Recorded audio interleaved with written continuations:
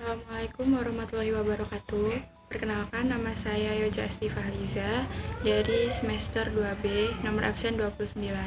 Nah, hari ini kita akan membahas tentang konsep dasar hak asasi manusia atau HAM.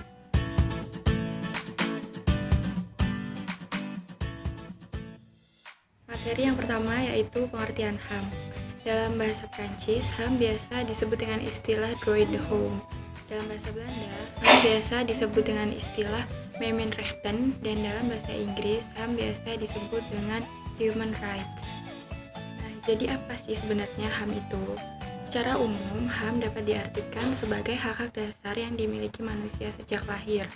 Hak asasi ini bukan merupakan pemberian atau diberikan oleh orang lain, kelompok, atau negara, tetapi hak ini sudah melekat pada manusia sejak manusia tersebut memiliki nyawa, bahkan sejak dari dalam kandungan.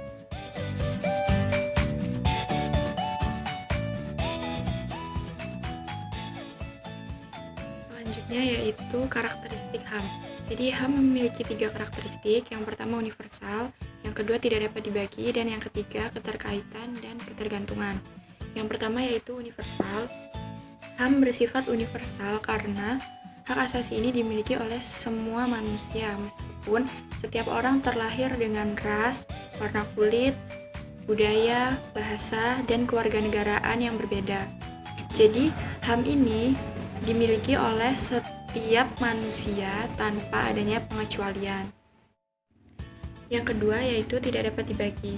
Jadi tidak ada seorang pun yang dapat mengambil atau mengalihkan hak asasi seseorang kepada orang lain, karena setiap manusia memiliki hak yang sama.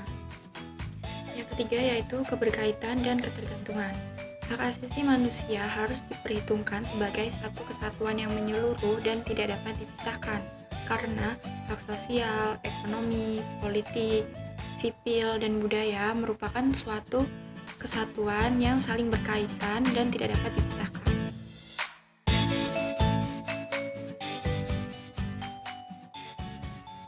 Selanjutnya yaitu nilai-nilai hak asasi manusia.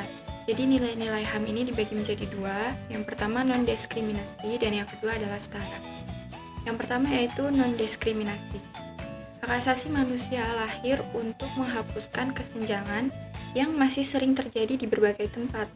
Jadi diskriminasi adalah suatu kesenjangan perbedaan yang seharusnya sama atau setara, baik secara langsung maupun tidak langsung. Yang kedua yaitu setara. Jadi HAM diciptakan untuk menghapuskan hubungan yang tidak berimbang antara suatu bangsa dengan bangsa yang lain, sehingga hubungan antara bangsa-bangsa di dunia ini memiliki kedudukan yang seimbang.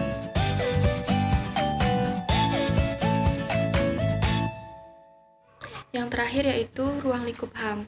Menurut Kanel Fasak, ada 3 generasi HAM. Yang pertama yaitu hak sosial politik atau SIPOL.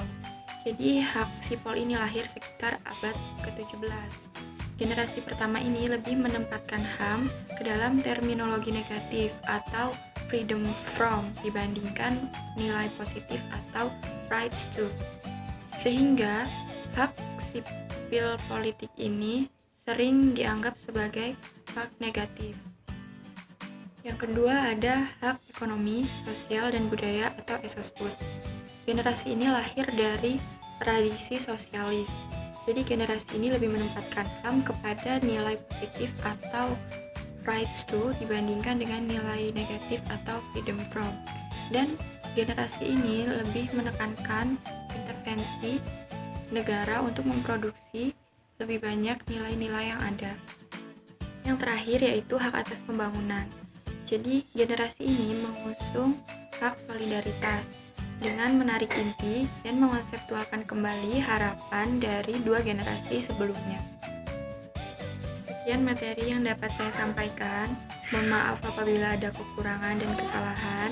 Saya akhiri. Wassalamualaikum warahmatullahi wabarakatuh.